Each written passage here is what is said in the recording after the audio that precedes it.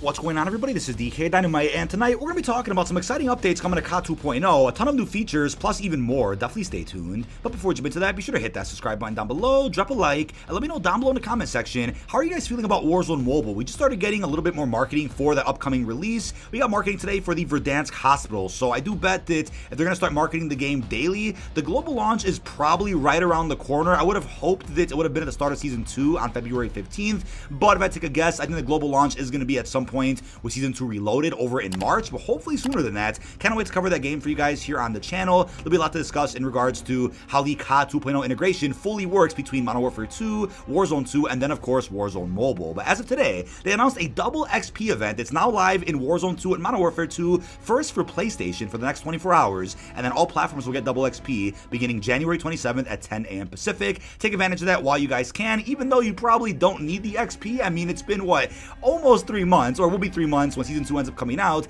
since the start of Season 1, so you guys are probably all max rank already, about what, level 250, so at this point, if you have any extra XP tokens, save them for the upcoming launch of the new season, which is going to be another, what, 2-3 weeks away, so keep that in mind in case you guys out there are sitting on a bunch of tokens. But as of yesterday, Raven did tweet out a minor update did go live to address an issue that prevented trios wins from counting towards Champions Quest progress. Now, I'm glad they fixed that, but hopefully that wasn't a bug for too long, since imagine if you guys were playing in trios, got 5 wins in a row, and then that 6th game just didn't give you access to the nuke. That would have been tragic. I mean, would not wish that on my worst enemy, but hopefully you guys out there didn't end up experiencing that. Also, let me know in the comments if you guys got a nuke it over in Warzone 2. I'm still working on setting up a day where I get a full squad together, and then we'll go ahead and stream it. I think it's something cool to go for. I want to do it at least once, but hopefully you guys out there have had some better luck with going for one. I do have a separate video coming up discussing the major Season 2 updates that we're going to be seeing in Warzone 2 specifically. Another video that we'll also be talking about what we're seeing in DMZ specifically. That's of course all taken from the recent blog post that came out detailing what to expect with the next season. It's not the full blog post reveal talking about all the DLC. That's coming out February 8th, as I talked about in yesterday's video,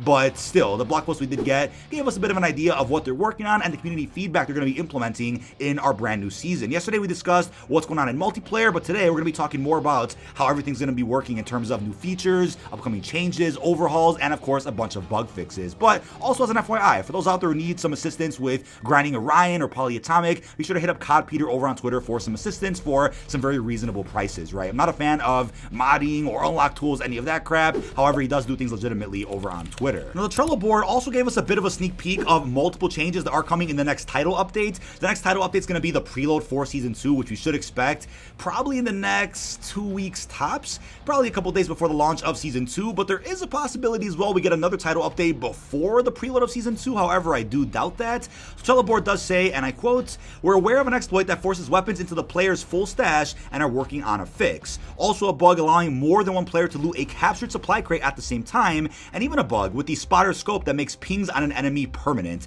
That's not good. And then they're aware of a bug allowing players to persist past the game ending when using a self-revive. That's kind of funny. And then moving on to the other row here, they're aware of an issue where some players are prevented from matchmaking in the Ground War playlist. Also an issue where changing attachments mid-kill cam could affect frame rate. I heard about that one quite a bit over on PC. Also a bug that can cause invincibility when using a recon drone or a sentry gun exploit. Then also an exploit with the deployable cover allowing some players to reach out of bounds areas.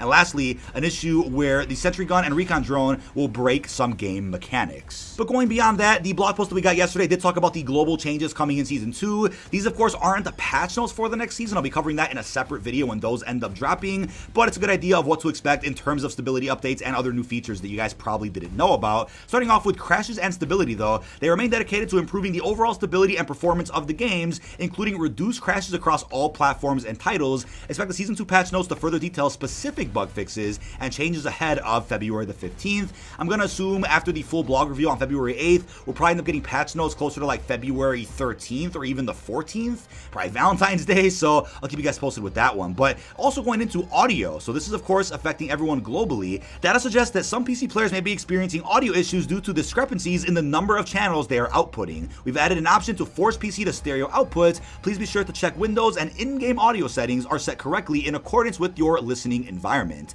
Investigation into player reports regarding audio led us to identifying a previously unknown issue impacting occlusion across the game. Audio occlusion is a filter that is applied based on a type of material that an object or structure is composed of, primarily based on its thickness and how it blocks the full frequency of the sound. Only large structural objects should apply the filter, but we found some small items like a stapler or a pile of rags on the ground that were causing the filter to turn on when it shouldn't have. For example, a water basket that was tagged with the incorrect material may have occluded the sound like it was behind the wall, making the sound more difficult for a player to hear. This issue will be addressed in the Season 2 update, and we continue to work on fixes and new audio features to better our players' experiences. But then the big one when it comes to UI. A number of UI and UX updates are coming to Season 2 to improve overall flow of in-game menus. These updates will include, and before we get to that though, I do want to say I wouldn't expect a major overhaul or redesign like we got with the Harrison video that I talked about a little while ago. This individual was that talented to actually completely redesign the entire interface of COD 2.0. I don't expect to see that for Modern Warfare 2, but hopefully that's somewhat inspiration for the UI and layout we get of a future Call of Duty title. But as Ralph even previously leaked out not too long ago, there was an overhaul of sorts planned for the UI, and I think we're still seeing that implemented every other couple title updates, but it's not going to be a major one that I would even call an overhaul, but still general improvements that are very important. So as the list does say, they're improving navigation and organization of the camo menu, thankfully. They've updated that quite a few times by now. More polished social tab, including improved channel swapping and player muting, new My Bundle screen, quick equip items from Battle Pass, My Bundles, and Store. That's a feature that's been in MW19, Cold War, and even Vanguard. Reticle previews in Store and Gunsmith, improved clarity of attachment blocking logic over in the Gunsmith as well, and many more bug fixes. We've also recently introduced a fix that restored instant speed of recent players in menu and status refresh of friends. Further details on these changes and more will appear in our Season 2 patch notes. But then for the overall experience, improved after-action report with audio. The Play Again feature is finally coming to Battle Royale, thank God. That's a feature that I've been waiting on since that saves a lot of time. Bug fixes for inconsistencies between challengers, Battle Pass, and even weapon progression. So I would say maybe if there was more QA, or if somehow Infinity Ward had more time to polish COD 2.0, we wouldn't have had any of these problems, and a lot of these core features would have been in the game day one. But something went wrong behind the scenes and has gone wrong for the last couple of months. I'm not sure exactly what that is, but luckily Season 2 is kind of turning things around a little bit and introducing things that we've all been waiting for, so better late than never, right? But then lastly, for weapon balance. Weapon balance is something we are always analyzing, and we'll be balancing weapons for Season 2 just like any other seasonal or mid-season update. Details on weapon balancing can be found in the upcoming Season 2 patch notes. We're excited to discuss some changes to armor below that will make for more consistent engagements in Warzone 2. We'll be talking about that in the separate Warzone 2 video that I have planned. But what's up with the weapon balancing, right? I do think people out there are really coming to the conclusion that the meta has been just about the same since the start of Season 1, so it's time for some changes, right? For both multiplayer and Warzone 2.0, but obviously the meta will be changed forever with the upcoming launch, as it should be, right? I think every major title update we should see some type of adjustment with the meta, and then every mid-season update should also play around with that, but a start of a new season will end up bringing out a whole new level of gameplay that we just didn't see before. But that is about it. This has been dkdynamite. Leave your thoughts down below in the comment section. That's about 20 or so, possibly even more updates that are going to be coming with the launch of Season 2. There could be another title update before the preload goes out for Season 2, in which we'll end up seeing some of the stability fixes that were referenced over on the Trello board, but still a very insightful blog post that we got yesterday talking about all the new features, improvements, and stability fixes that you guys probably didn't know about. Really hope you've enjoyed. Let me know what you think down below, and peace out, everybody.